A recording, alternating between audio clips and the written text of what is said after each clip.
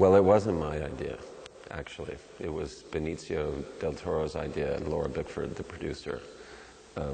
We were working together on Traffic, and they started talking about a Che project, and they asked me if I would be interested. And I said I was interested, even though I didn't know what it was going to be. I didn't know very much about Che. And I also sensed that it was going to be very difficult. So 8 years later, we finally finished.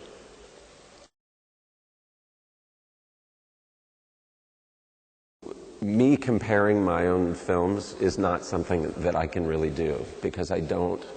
That's for people who watch them or write about them to discuss, because for me the reasons for making them are not intellectual. It's just, I either respond to the idea emotionally or I don't, and I don't analyze why.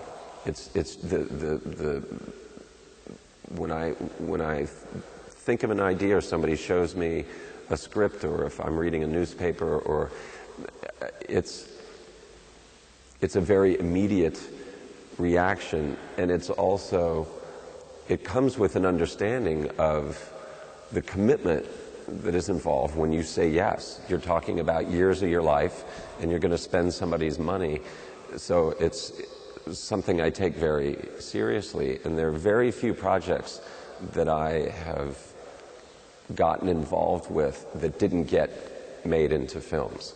Very few. I tend to, some people just, they get attached to a lot of different things, and out of 10 of them they make one. My ratio is very high. If I get involved, I want to make that film. I'm not doing it as an exercise.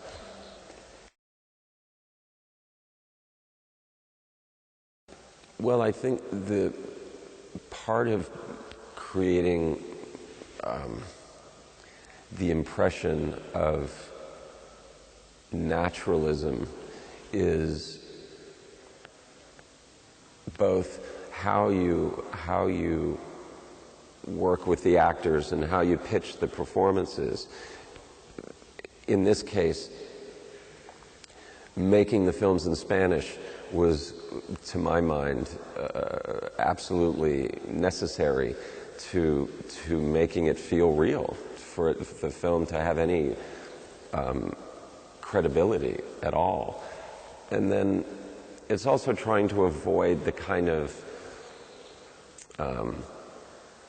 stylistic tricks that make you aware that you're watching a movie. And that means, in the case of the Argentine, there aren't very many close-ups in the film. Most of the shots are sort of, they have more than one person in the frame. And normally, movies for emphasis are constantly cutting to a close-up. And I really wanted to avoid that. I wanted you to decide where you wanted to look in the frame, because most of our life we don't experience looking at people like this. We see a wider frame. So that was part of the attempt to make it feel like it was really happening right in front of you.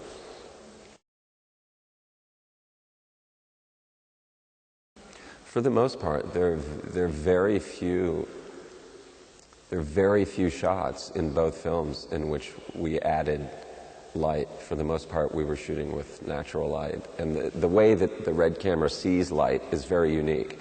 It doesn't look like any other camera. It doesn't look like a film camera, and it doesn't look like any other digital camera I've ever seen, and I've worked with most of them.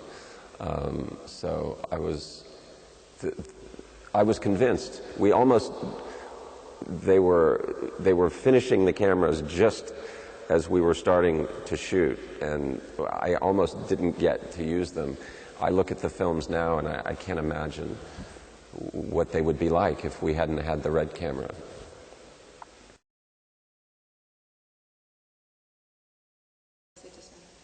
Well, the good news is that I think Che means something different to everyone. I think there are millions and millions of Ches out there. Everybody has a very personal opinion and feeling about him. And so, in many ways, these films are just, you know, our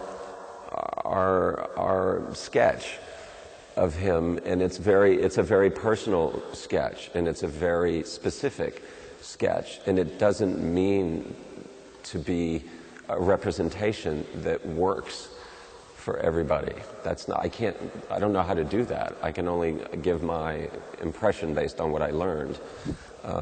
So I think there's a lot of curiosity about him, and I think at the very least people can go to the movies and find out a lot of things that they didn't know about him, or about, I found out a lot of things about the Cuban Revolution that I wasn't taught in school, and I found that really fascinating.